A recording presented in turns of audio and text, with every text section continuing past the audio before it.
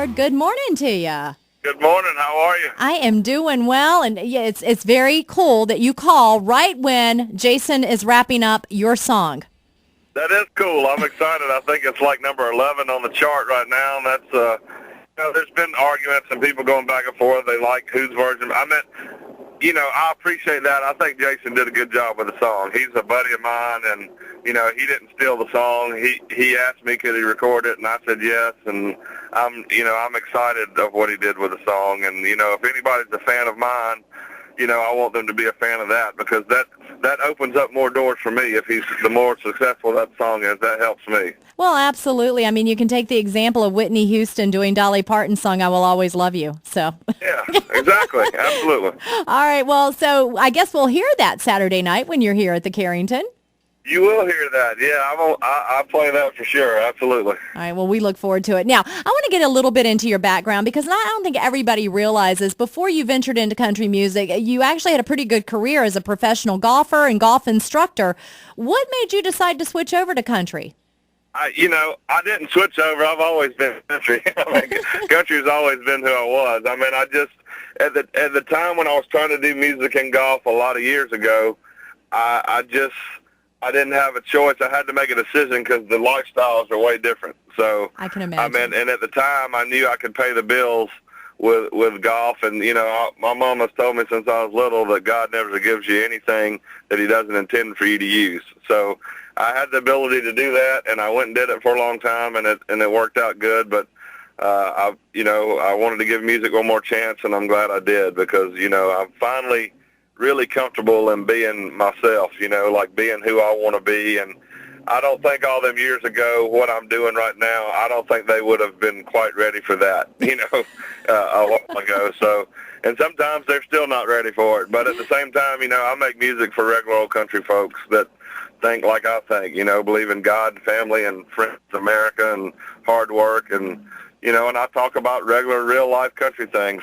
I'm just glad that folks like y'all give me a chance to be heard, and a place like Danville's been so good to me. I just love coming up there and playing. Well, I think you do have a good formula there, because if you look at your history, and based on the bio I have, it was actually 2008 when you kind of did get into country music, and you already have your own record label. Is that true? That is true. Yeah, Average Joe's that was kind of the only way we could do it. We had to do it that way because nobody in Nashville was going to give me a record deal, because they didn't totally understand what I was doing. So I just had to do, we did what we had to do, and now the record label is really doing well. Corey Smith, who will be there with me this weekend, is just fantastic, and we just signed Montgomery Gentry. So we got a lot of things going on at the record label that's really cool. It's interesting you say Montgomery Gentry. They're also coming to Danville. They'll be here in July playing the same venue that you're going to be playing Saturday night.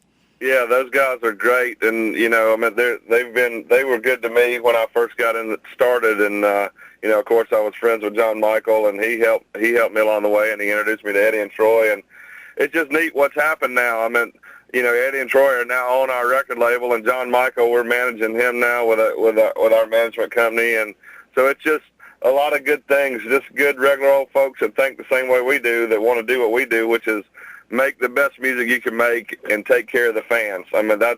That's kind of our philosophy at our record label. It's not about having the coolest blue jeans or the fanciest things. It's about making the best music you can make and getting out there and really taking care of your fans and putting on a heck of a show. Well, and you know what? I have met you before last year when you were here at the Danville, Pittsylvania County Fairgrounds. You were under the weather. You weren't feeling your best. However, I don't think any fan out in the audience realized that. And you actually stayed and signed autographs, I think, 3 hours? Is that what I heard? That is true. You know what? I remember that very well. I was really sick, but at the same time, the fans, to me, like I said, I owe them everything. So it'd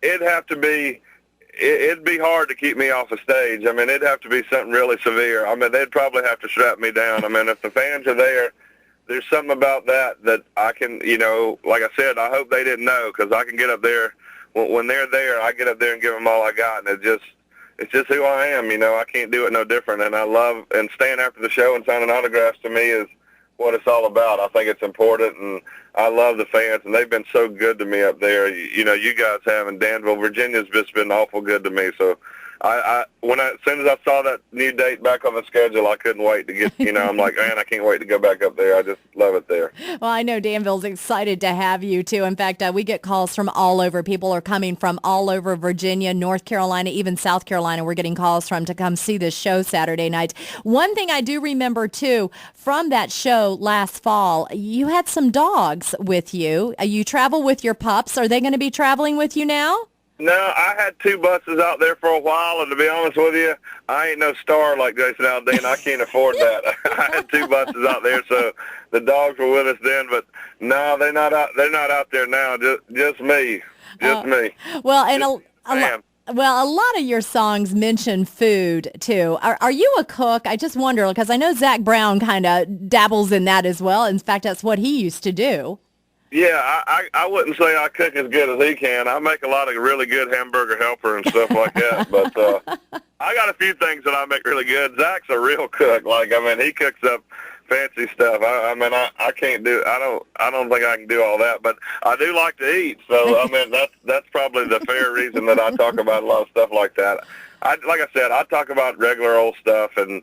That folks can relate to, and I try to be honest with my music and be who I am, and I think that's what the fans appreciate. I think you're absolutely right about that, and I think that's why everybody is so looking forward to your show Saturday night. You mentioned Corey Smith is also coming with you, and we also have Rachel Farley. What can you tell us about her?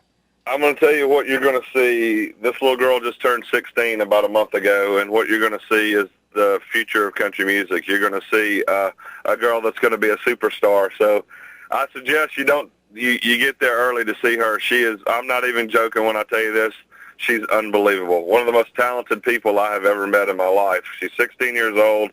She sings like Gretchen Wilson and Bonnie Raitt. She writes everything on her own. She's got an attitude like Miranda Lambert. She's kind of not the anti-Taylor Swift, but she's dark hair and a little bit more of a rebel. She's amazing. People are gonna go nuts for this girl when she gets. We just finished her record, and actually the guy that produces Jason Aldean did her record, and she's going to be a big old star. I guarantee you that. I can't wait to see her. And as you mentioned, folks want to get there early. Gates open at 6. Rachel's actually going to hit the stage at 6:30. So make sure you're there in time to see this young lady who I definitely have a feeling we're going to be playing a lot of her down the road. Colt, we are so excited to have you come into town Saturday. Thank you so much. I know it's probably a little bit earlier for you. Are you in Nashville this morning? No, I'm at home in Georgia, and I'm already up and going. I've been going here for a while already. So. All right. It's just I just can't wait. I love you guys up there, the fans, and it's been that's been my biggest show by myself that I ever played was there last year, and I hope this is again the same thing. Y'all give me so much, and I try to give it back, and I love y'all, and I can't wait to get there. Country thing, barefoot and crazy, fried grain tomatoes, that's a sawmill gravy. Take pride in working hard for a living. Pray before meals, it feels good giving. Back to the nitty-gritty is not us. Thank God for it, even if it ain't much. That's how it does it down here in the mud. What else can I say? Y'all see my blood. It's either in your blood or it ain't. That's how it does it around here. It's either in your blood or it ain't. Come on, y'all. It's a country thing. It's a country thing. It's a country thing.